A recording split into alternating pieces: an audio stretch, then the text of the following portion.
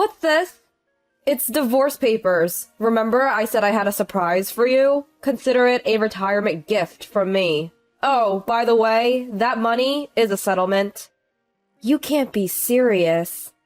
My name is Susan. I just turned 60 and recently retired as a part-time housewife. I live with my husband Russ and we have 2 adult kids, Tom and Emily, each walking their own path.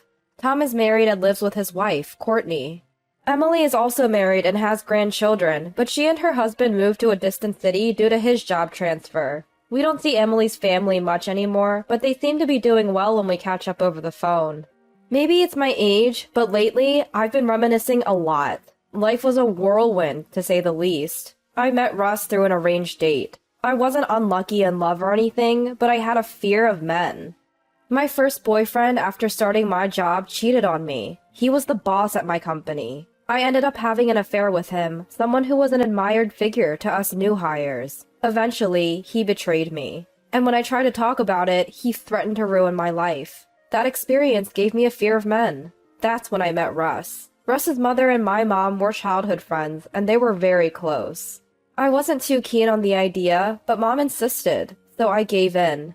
Russ was neither handsome nor particularly sociable. He seemed like the type women wouldn't usually go for, but maybe that's why I could open up to him. Over time, I found myself looking into his eyes when we talked. I found myself slowly falling for Russ. So we started dating and got married a year later. Tom was born the following year and Emily came the next. Life was hectic, but I remember it being lively and happy. However, when Tom was in 7th grade, something happened. Russ was hardly home. When he was always on his phone. I felt suspicious. I grabbed his phone when he wasn't looking and saw pictures of a woman and their conversations. Yes, Russ was having an affair. Before I could say anything, Russ spoke. Susan, I'm sorry. Sorry doesn't cut it. Do you know how I feel right now? I thought you were different. My feelings were a mix of anger, hatred, and sadness, and I didn't know what to do. Just go, Russ.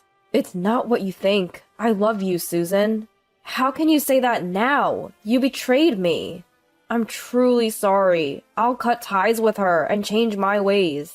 And you think I'll believe that? I get that you can't trust me now, but I'll do everything I can to make you believe that I've changed. Don't leave me, Susan. I need you. If he needed me, why did he betray me? Although I was unsettled, I found myself saying, fine, but there won't be a next time. Susan, thank you.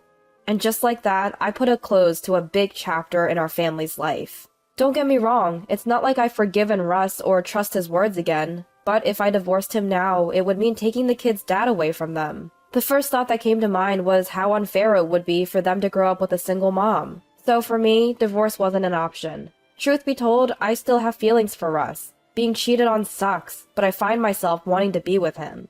After that, Russ seemed like a changed man. He comes home early every day and actually spends time with the kids. It seems he's really turned a new leaf. And so, life went on smoothly. The kids grew up strong, became adults, and started lives of their own. And they eventually moved out of our home.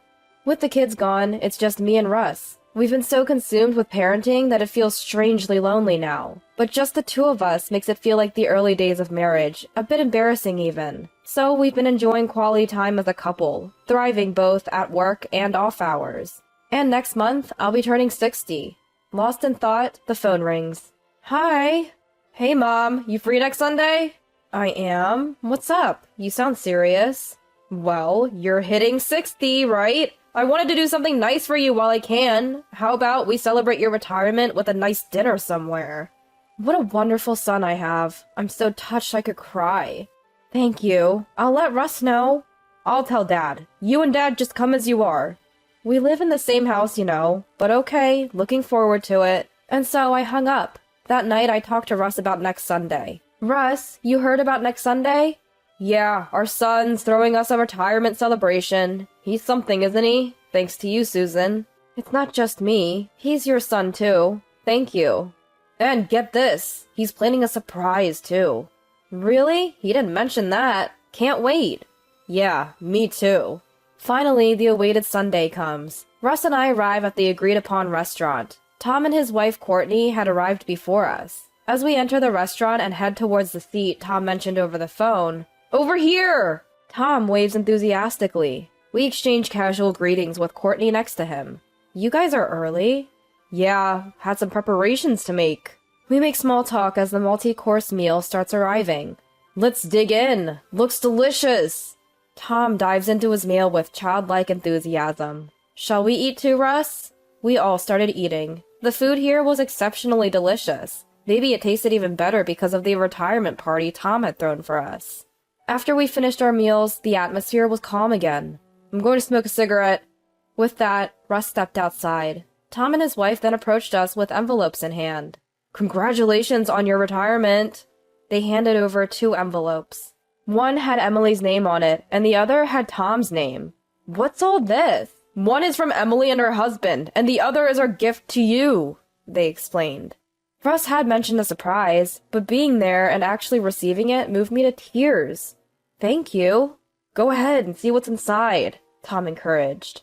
I began by opening Emily's envelope. It contained $500 and a heartfelt letter. It expressed regret for not being able to attend in person and offered words of gratitude. I couldn't stop my tears. As a mother, nothing could be more rewarding than being celebrated by my own children. Actually, this is from your dad, Tom added. From Russ? Yeah, this restaurant is quite expensive, you see, so Dad said to use this money from him. It looks like he's also grateful to Mom. Really? I never thought Russ would still think of me like that. I went ahead and checked the other envelope. Inside were lots of bills and a letter. Upon counting, there was a whopping $2,000. It must have been hard for him to gather such an amount. I was about to read the letter from Russ, but what was inside wasn't a letter at all. I threw the envelope in front of Tom. Hey, Mom, that's harsh. We went through all this trouble. Harsh? Do you even know what's harsh? Look inside. Tom picked up the envelope and checked the contents. His eyes widened the moment he saw the paper inside. What is this? It wasn't a letter. It was divorce papers. Just then, Russ came back. What is the meaning of this? What do you mean? They're divorce papers. What are you thinking? I told you there was a surprise, right? This is my retirement gift to you. Oh, and that money is a settlement. You can't be serious. This is not a pleasant surprise at all. I've provided for you all this time. You have no reason to complain. I'm going to start a new life. Dad, that's too cruel. What have you been thinking about Mom and us? Of course, I still care about you guys, but I can't see Susan as a woman anymore. Just sign it and submit it to the court. Wait a minute. Ignoring everything else, Russ walked out of the restaurant as if he had no more business there. What a case of emotional abuse this was. Stunned, Tom apologized to me. Why are you the one apologizing? Well, I'm the one who suggested celebrating your retirement, and it turned into this mess. I wanted to make today special for Mom, and I ended up ruining it. Sorry. Don't worry about it, but what should we do now? As I pondered, Tom spoke again. Look, I don't want to bring this up at a time like this, but would you consider living with us? I don't think you should make such a decision so quickly just because of what happened today. No, Courtney and I have talked about it. We've always wanted to live with our parents someday. Courtney is on board too. Turning to Courtney, I saw her smiling and nodding. What a kind-hearted son and daughter-in-law. Thank you, but let me think about it. I'll go home for today. I really appreciate it. With that, I left the restaurant. At that point, I couldn't care less about Russ. I wanted to get back at him somehow. I thought about what I could do to help with that, but I couldn't come up with anything. I decided to call my mother-in-law, Martha, and fill her in on what happened. Hello? Martha, it's been a while. Oh, Susan! How have you been? I've been good. Actually, I have something to tell you. I recounted the day's events to Martha. Her initially cheerful voice turned somber as she listened. I'm so sorry, Susan. My own son did something terrible to you. As a woman, it's infuriating. All I can do is apologize. It's not your fault, Martha. Then Martha said something unexpected. Do you think it might have been Russ? What? I saw someone who looked like Russ at the department store with another woman. I didn't think he would have an affair at this age, but maybe it was him. I'll look into it. Thank you. I hung up and immediately contacted a private investigator. The investigation would start in 3 days, based on Russ's usual routine. A week after the investigation began, I received a call. Sure enough, Russ was having an affair. They handed me a report and several photos as evidence, and to my shock, it was a woman Russ had an affair with in the past. I had to wonder if they had kept in touch all along. I called Russ, and together with Martha, confronted him. "What's going on? Did you file for divorce already? And why is Mom here?" "I haven't filed yet, but I need to talk to you. I'm going to sue you for damages." "Damages? For what? For having an affair?" "I haven't had any affair." I showed Russ the photos from the private investigator. His face turned pale. "I just ran into her." "You expect me to believe you just ran into an old flame multiple times?" "I haven't met her multiple times." "Do you want to look at the dates on these pictures? You've met more than once, so don't lie." Russ fell silent, and that's when Russ just lost it. "You're such a nag! Why don't you just leave me already? I'm not paying any alimony, period." That's when Martha raised her voice. "Cut the nonsense! Do you even realize what you've done to this family? Act like a father for once." Mom? Help me out here!" "Help you? You've even damaged my friendship with Susan's mom. You're no son of mine. Don't ever show your face again."